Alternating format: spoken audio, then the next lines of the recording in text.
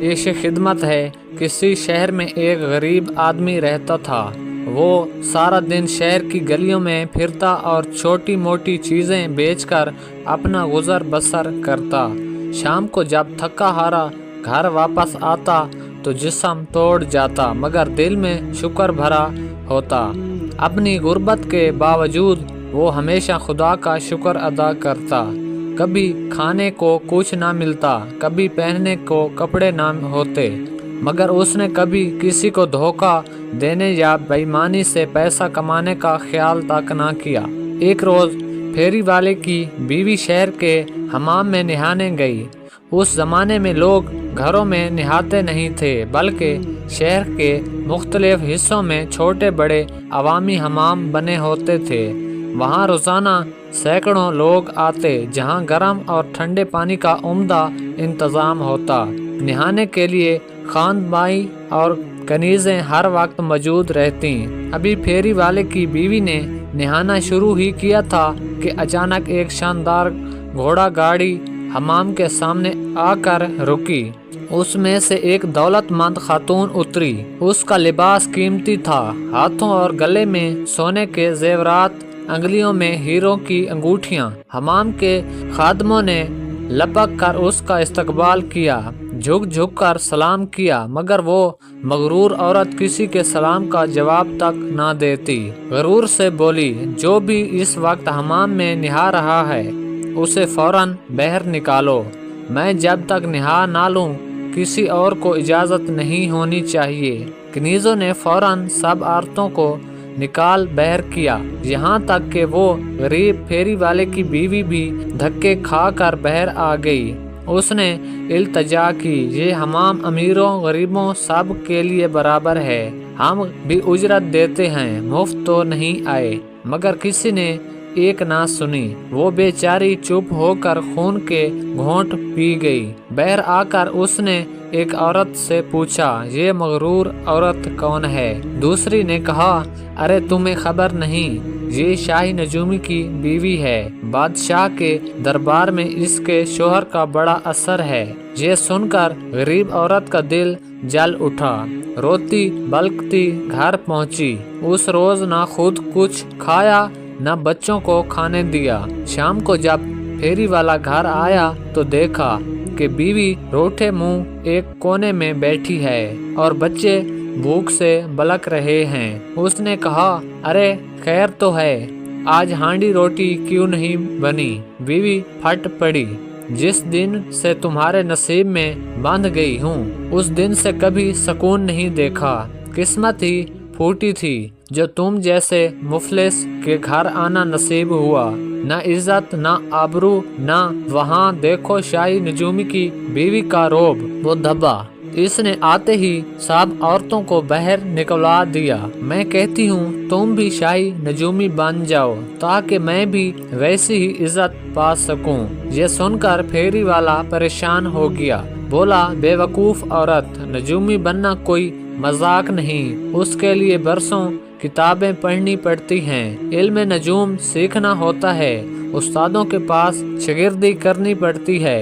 بیوی جھنکا کر بولی، میں نہیں جانتی کتابیں پڑھو یا نہ پڑھو، بس کسی طرح شاہی نجومی بنو ورنہ میں اپنے میکے چلی جاؤں گی۔ کچھ دن پھیری والے نے سوچا کہ شاید بیوی کا یہ جنون اتر جائے گا، مگر وہ ضد پر اڑی رہی۔ آخرکار مجبور ہو کر وہ بازار گیا، ایک بوری میں چند پرانی کتابیں جمع کی جن پر ستاروں سے نقش بنے تھے، ایک قلم، ایک دوات اور لوہے کی چند پرزے لیے، سب چیزیں ایک چٹائی پر سجا کر بیٹھ گیا، سامنے تختی لگا دی، خاندانی نجومی آپ کی قسمت کا حال فوراً بتائے گا۔ اتفاق سے اس نے اپنی دکان اس جگہ لگائی جہاں وہ حمام تھا جس میں سے کبھی اس کی بیوی کو بے عزت کر کے نکالا گیا تھا۔ اسی دن بادشاہ کی بڑی شہزادی نہانے کے لیے حمام میں آئی۔ نہاتے وقت اس نے اپنی ہیروں کو انگوٹھی اتار کر ایک کنیز کو دی کہ حفاظت سے رکھ لیں۔ کنیز نے ایک سوراخ میں انگوٹھی چھپا دی اور نشان کے طور پر اپنے بالوں کا ایک لچھا وہاں پھنسایا۔ پھر وہ بھول گئی۔ نہانے کے بعد جب شہزادی نے زیورات مانگے تو وہ انگوٹھی غائب تھی۔ تلاش کی گئی مگر کچھ نہ ملا۔ بادشاہ کی بیوی غضبناک ہو گئی اور بولی اگر سورج غروب ہونے سے پہلے انگوٹھی نہ ملی تو تمہیں قید کر دیا جائے گا۔ کنیز کے ہوش اڑ گئے، بھاگتی ہوئی باہر نکلی۔ اتفاق سے اس کی نظر اس نئے نجومی پر پڑی۔ گڑ گڑاتے ہوئے بولی اے نجومی، خدا کے واسطے بتاؤ میں نے شہزادی کی انگوٹھی کہاں رکھی تھی؟ اگر سورج ڈوبنے سے پہلے نہ ملی تو میری جان چلی جائے گی۔ نجومی یعنی وہی پھیری والا تو اصل میں کچھ جانتا ہی نہ تھا، بس قلم اٹھایا، کاغذ پر الٹی سیدھی لکیریں کھینچنے لگا، پھر آسمان کی طرف دیکھ کر بولا اگر آسمان میں کوئی سوراخ نہ ہوتا تو میرے بال بچھے بھوکے مر جاتے۔ اس کے منہ سے سوراخ اور بال کا لفظ نکلا ہی تھا کہ کنیز کا دماغ روشن ہو گیا۔ یاد آیا کہ انگوٹھی اس نے سوراخ میں رکھی تھی اور بالوں کا لچھا بھی پھنسایا تھا۔ وہ دوڑی سوراخ میں سے بال ہٹائے، انگوٹھی نکالی اور شہزادی کو دے دی۔ شہزادی حیران رہ گئی، یہ انگوٹھی کہاں سے ملی؟ کنیز نے کہا حمام کے باہر ایک با کمال نجومی بیٹھا ہے، اسی نے بتایا۔ بادشاہ تک بات پہنچی۔ بادشاہ نے فوراً حکم دیا کہ اس نجومی کو دربار میں پیش کیا جائے۔ نجومی ڈرتا کانپتا دربار میں حاضر ہوا۔ بادشاہ نے کہا میں نے تمہارا کمال سنا ہے، تمہیں آج سے شاہی نجومی کا عہدہ دیا جاتا ہے۔ بیوی خوشی سے جھوم اٹھی، دیکھا میں نہ کہتی تھی، اب میں خود شاہی بیوی بن گئی۔ جب میں حمام جاؤں گی تو سب میری خدمت کریں گے۔ مگر بیچارہ نجومی اندر سے خوف زدہ تھا، جانتا تھا کہ اگر کبھی اس کا بھانڈا پھوٹ گیا تو جان سے جائے گا۔ چند دن بعد بادشاہ نے اسے آزمانے کا فیصلہ کیا۔ صبح سویرے دربار میں بلوا کر کہا گزشتہ رات ڈاکوؤں نے شاہی خزانہ لوٹ لیا ہے، اب تم اپنے علم نجوم سے ان کا پتہ لگاؤ ورنہ تمہیں سولی پر چڑھا دیا جائے گا۔ نجومی کے تو ہاتھ پاؤں پھول گئے، بولا حضور مجھے 40 دن کی مہلت دیجیے، انشاءاللہ سراغ لگا لوں گا۔ بادشاہ نے اجازت دے دی۔ گھر آ کر اس نے مٹی کا ایک مرتبان لیا، اس میں سے 40 کھجور کی گٹھلیاں ڈالیں اور بیوی سے کہا اب ہر دن مجھے ایک گٹھلی دینا، جب 40 دن پورے ہوں گے تو ہم یہاں سے بھاگ جائیں گے۔ اتفاق سے جن ڈاکوؤں نے خزانہ لوٹا تھا ان کی تعداد بھی 40 تھی۔